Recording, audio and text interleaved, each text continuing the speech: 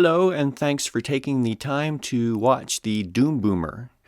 I'm Conroy Pitt, and I endeavor to take a look at all the terrible, terrible things that are happening in our world. I like to use the four horsemen of the apocalypse motif, not because this is a religious end-time broadcast. No, it's simply an end-time broadcast. But because it's familiar to Western culture, where I do most of my doom booming, I've decided to keep it. Lately, all the horsemen seem to be galloping together. So many of our stories have a whole troop of them.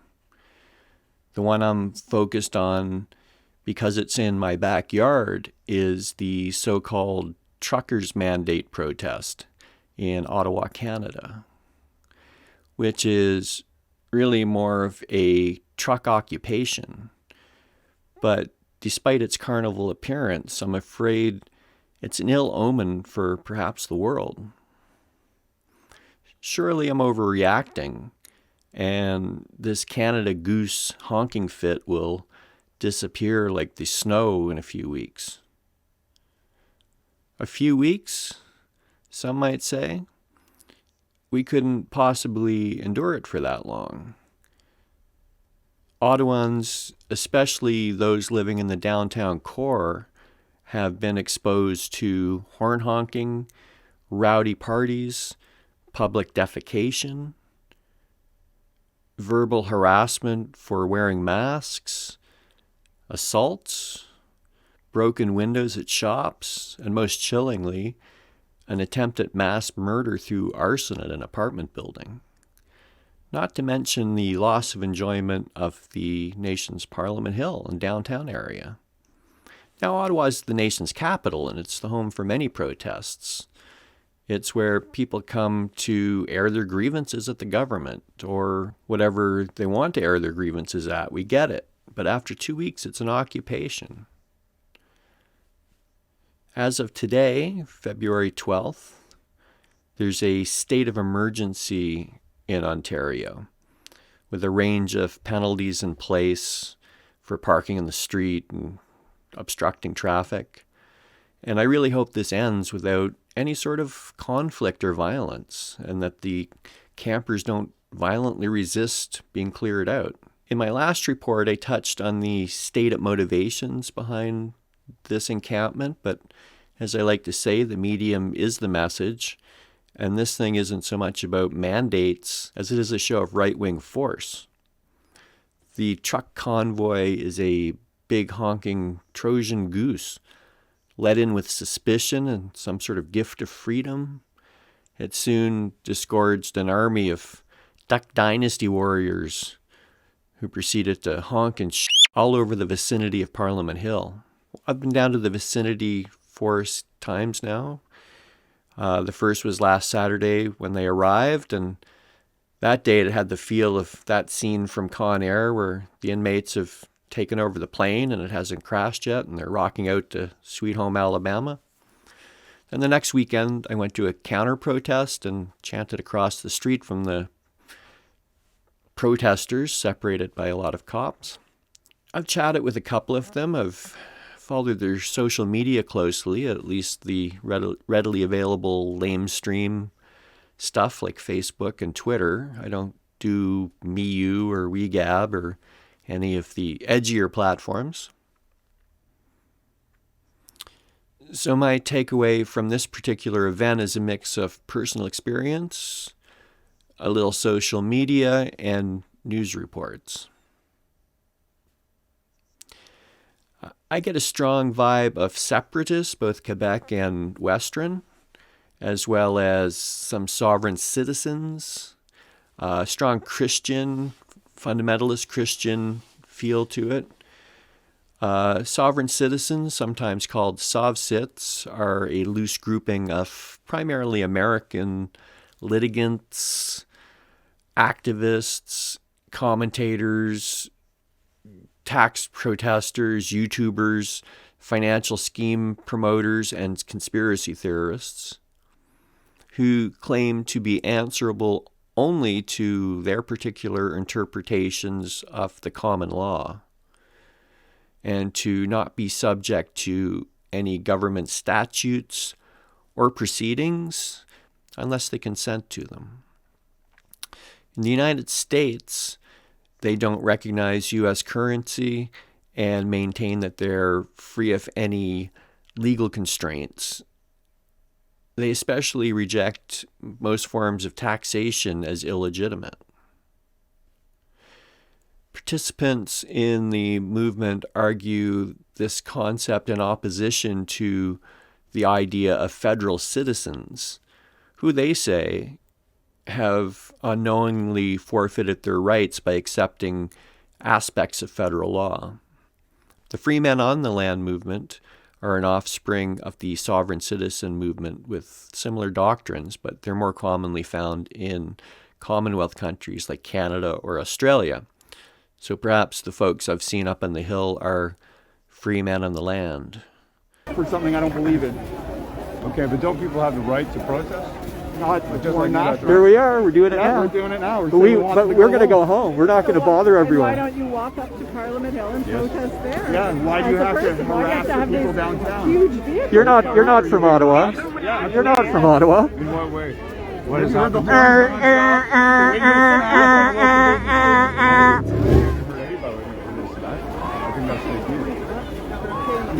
They reported his windows are smashed. They also reported that everybody who was there was a white supremacist or a white supremacist. No, they're definitely there though.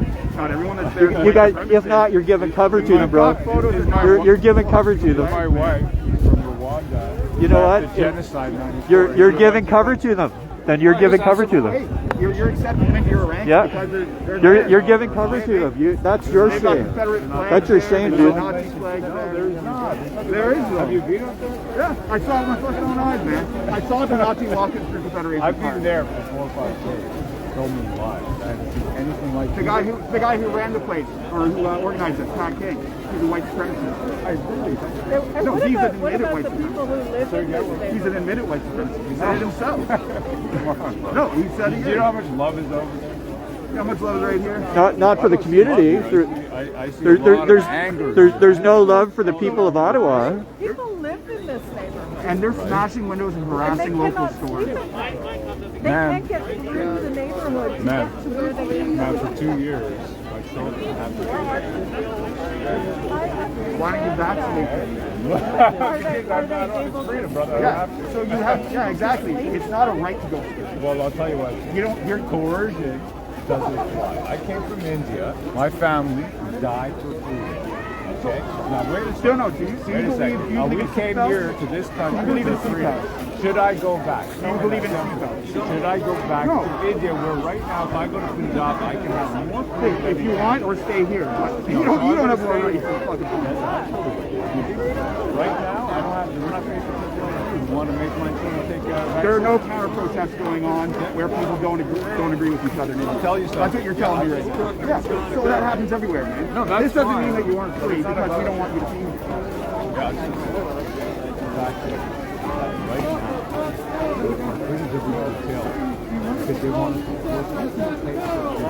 No, they're not forcing you. You have a decision. No. Yeah, you have a Take decision. away a man's job. He has to pass a safety course to drive that truck. Yeah. So there are other mandates in place that exist to keep him safe and the community safe, right? To drive the truck. All these fascists have to go. That's okay. Yeah. Listen to their truckers. All these fascists have to go. We're not at that. I thought we were. They added too much stuff. We're not close. I don't say there's zero. Feels like zero love, brother. But you know what? I will back up. Pardon me, man? It's not about love or not. And It's about respect. I'd like to make is that regardless of what your position is, I do believe everybody has the right to protest. It shouldn't be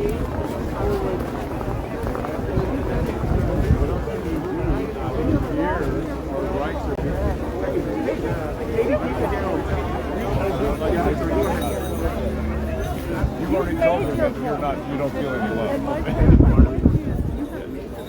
saying angry is not helpful. You got to actually make change. Everybody knows that protest. You are not going to I think so. I think we're already seeing that. How are you seeing that? This is what you've accomplished. We're all out here. Everyone here, there's people that are conservative, people who don't like Trudeau, and they're turning against you. You know, I had some sympathy for your cause because I'm almost there. Oh my God. I cannot support them. I can't. Okay. Well, what do I do right now? Okay, where I have now hired a lady from Kazakhstan who did not want to take us back to the Republic. Great program. And she can't get hired out of places. Props for the gear, though, man. You got a good rig. I would compliment you, but I can't see it.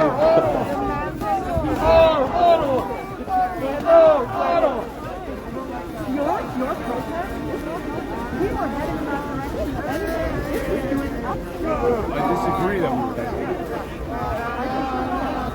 Thank you for your time. Thanks for the content, brother.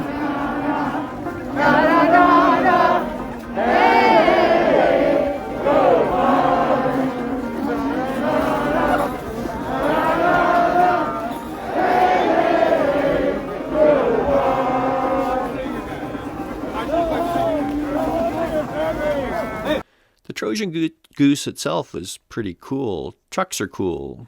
Truckers are cool. They're the red blood cells of society. And if we're not truckers ourselves, then we know truckers, or we have truckers in the family. I've never heard anyone diss a trucker. Sure, we've all sworn at them on the highway once or twice, but no hard feelings. We all respect truckers. These guys up on the hill aren't truckers. They're activists. And we've never should have let that many trucks into the downtown core. But that's one of the many "our hands are tied" speeches we've received from our leaders over the last couple of weeks. The highways the truckers came in on, the streets they parked on, came under the purview of no less than 3 levels of government, 4 if you count the Queen. 3 layers of institutions supposedly there to keep us safe. The mayor and chief of police seemed completely flummoxed. The police were overwhelmed and soon exhausted. But there are also reports of some police being overly friendly with the protesters. The province was incapable of doing anything on the highway. You can't tell a protesting trucker from a regular trucker or a regular car from a protesting car. And the federal government has done very little until today when they're clearing Windsor. And unfortunately, the Queen can't help us. It took a 21-year-old student to be the hero we needed. Brave tHe got a court injunction in place to stop the sounding of the air horns, and that really has lessened a lot of the trauma being inflicted on downtown residents. The last 14 days have brought some scope and clarity to the truck siege of Ottawa. There is a lot of USA money behind this. Fox News and right-wing personalities in the United States and around the world are cheering these folks on. There are American flags and no doubt mercenaries mixed in with the local and Western campers. There is a strong Can-Am sentiment among these people. Not the sovereign citizens, but I think there's a lot who would like to see Anschluss between Canada and the United States, especially the western part. They love Trump. They see themselves, I think, as Americans first. Although, as of this evening, the fundraising sources have been cut off by the Ontario government. It's now illegal to distribute any sort of fundraising funds in Ontario. And as the protesters are ignored by the government officials whose attention they crave and the public mood turns against them, they seem to be ramping up their tactics, blocking access to the international airport today or on Friday, and yelling at elementary school students from their cars and trucks. They've also been flooding their supporters have been flooding the 911 system with fake calls. And someone tried to call in a bomb threat from the United States. A lot of the calls are coming from American supporters. Someone tried to call in a bomb threat to City Hall. So we can see the heart of this action now, and a couple of other actions at border crossings. The one in Windsor is being cleared out on Saturday as we speak. Sort of like the 9/11 attacks, it's sort of horrifying and fascinating to see how a relatively small number of individuals using analog technology can paralyze an entire city or even a trade between countries. The old days are gone and the factories are closed, so now it's seize the means of distribution. And that's exactly what these Leonard Skinner anarchists are doing. What if they're armed next time? What if they're armed this time? I think frustrating as it is waiting this crew out, it's obviously the safest thing to do. Even if it takes more time, let them barely exist on Wellington Street being watched. So I think we'll see charges laid anyway in the coming months after they drift home, and lawsuits. And I think this will be an expensive stunt for many. I doubt any of those trucks will leave Ottawa. I think they'll be seized and auctioned for cost recovery. But I really believe this is a dry run for something bigger. Before D-Day, Canadian troops were sent to Dieppe, France to test German resistance, and they were slaughtered. I think the American right has something big planned, sort of January 6 times 50 with trucks and other vehicles blocking arteries and into cities. And I think in the USA, it's a safe bet to think they'll be armed. And I'm not entirely confident after this series of events that the police and military will move against them. This could be the start of the Civil War, friends. In other news, World War III hasn't started yet. Biden is saying that Russia could invade the Ukraine any day. The American strategy so far has been to release intelligence ahead of Russian moves, I think, to trip them up. And we'll see if this pans out or not. So far, Vlad has been blah, blah, blah. So until next time, if there is a next time,